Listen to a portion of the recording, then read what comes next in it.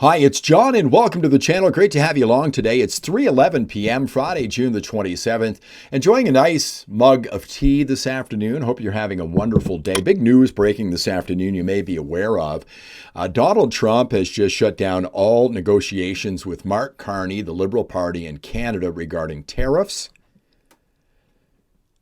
I don't think this should come as any surprise, to be honest, but this is what Donald Trump sent out on social media today. Let me go over to the screen here. You can take a look at this. We have just been informed that Canada, a very difficult country to trade with, including the fact that they have charged our farmers as much as 400% tariffs for years on dairy products, has just announced that they're putting a digital services tax on our American technology companies, which is a direct and blatant attack on our country. They're obviously copying the European Union, which has done the same thing and is currently under discussion with us. Also, based on this egregious tax, we are hereby terminating all discussions on trade with Canada effective immediately.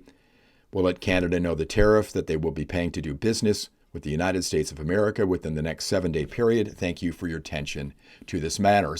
So the digital services tax went into effect, I believe, almost a year to the day ago.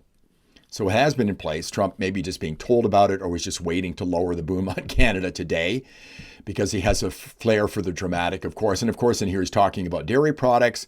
Canada just entrenched in law supply management regarding dairy products. They can't even talk about it. They entrenched this in law, no doubt rubbing Donald Trump's nose in it about a week ago. So the digital services tax has got to go, because we need to negotiate with our biggest trading partner. Here's Donald Trump. Let me just move this video back here. Talking about this, I believe is in the Oval Office just a few minutes ago. So Canada put a charge on some of our companies, and Canada's been a very difficult country to deal with over the years.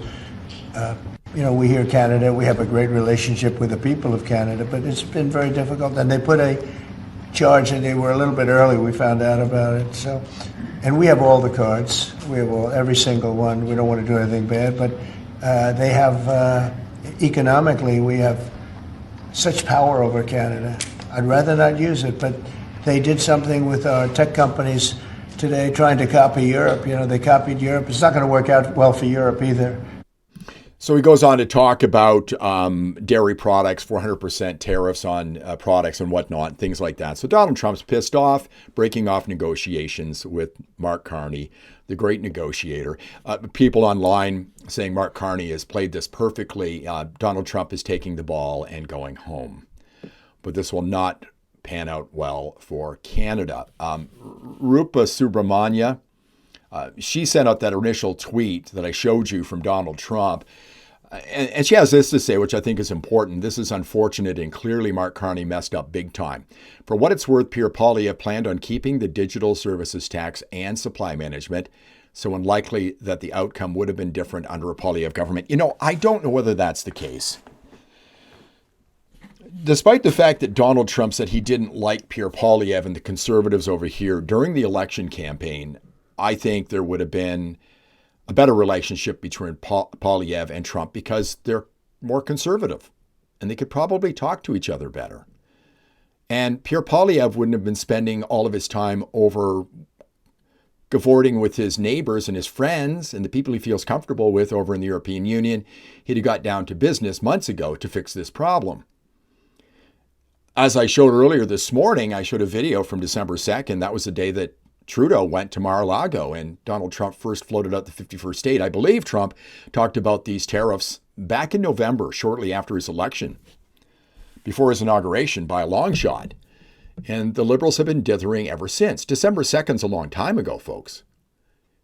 We're flipping the calendar over to July, early next week. And what did we end up with? We ended up with a sit-down around December 10th with a number of the premiers, not including Danielle Smith, who did her best to be diplomatic with the Trump administration, going down and talking to them, one of only a couple of people in the country that did that. Then we had Justin Trudeau resigning on January 6th, starting up a Liberal leadership campaign. They dithered all the way through that. We got thrown into an election campaign. They've dithered all the way through that. Carney has spoken to him a couple of times, but has resolved nothing. Shows up on CNN. They call him the Trump whisperer. Well, it's not working out so well, is it?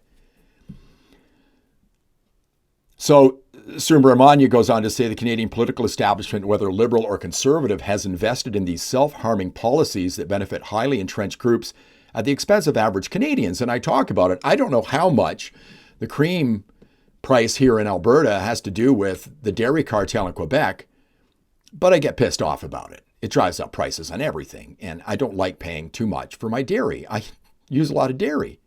Canada continues to screw itself over, especially when it could have used the classic blame avoidance mechanism to pursue radical reforms that benefit all Canadians. So here we are.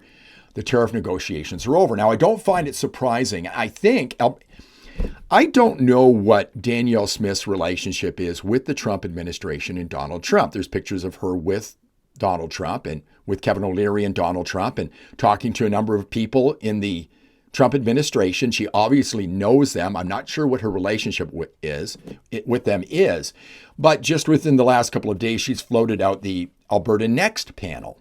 And we knew this was coming, but the timing is interesting to me. A couple of days before this gets dropped, Smith is putting pressure on the Carney government with the Alberta Next panel. Now, I think this panel is unnecessary. I do think that Albertans need to be better educated when it comes to an Alberta pension plan. They've said they don't want it. I do. Regarding a new police force, people in the province say they don't want an Alberta provincial police force. Ontario and Quebec have had them for years, the OPP, the Sûreté de Québec. Why not here in Alberta? But Danielle Smith says Albertans have had enough of Ottawa's economic attacks on our province and know it's time to take stand. I just get the feeling that Danielle Smith got a heads up about what Trump was going to do today. And she knew this was coming and launched Alberta Next right before this, because this kind of stuff is putting pressure on Donald Trump. Alberta, our home. Pristine mountains and lakes, wide open pastures and fertile fields, unmatched natural resources, world-class cities, world-class people. So it goes on, and it talks about Alberta having an Ottawa problem. So it puts pressure on Ottawa, and Mark Carney is what I meant to say. And then they came out with this video here, Alberta Police Service. This has come out. When's this? June 25th. The Alberta Next panel is touring Alberta to hear from Albertans on how our province can better protect ourselves from Ottawa's economic attacks. And then we go over here, and we've got the Alberta Pension Plan.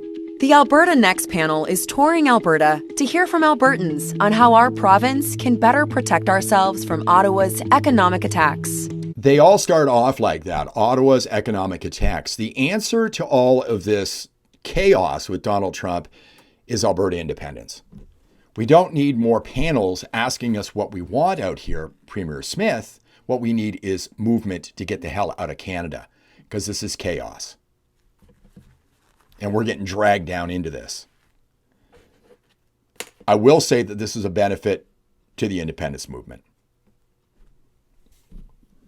And this kind of stuff, as much as it bothers me that it's hurting my friends in Canada, it just gives me more reason to say we got to get the hell out of this madhouse. So again, Donald Trump says no more talks on tariffs. They're talking right now in Washington about making big plans, changes, getting rid of taxes on tips, taxes on pensioners over there, doing all this work right now. Our government's on vacation. Thank you very much for watching. I do appreciate it. If you enjoy these videos, please give me a thumbs up, subscribe to the channel, ring the bell for notifications, and I'll see you in the next one.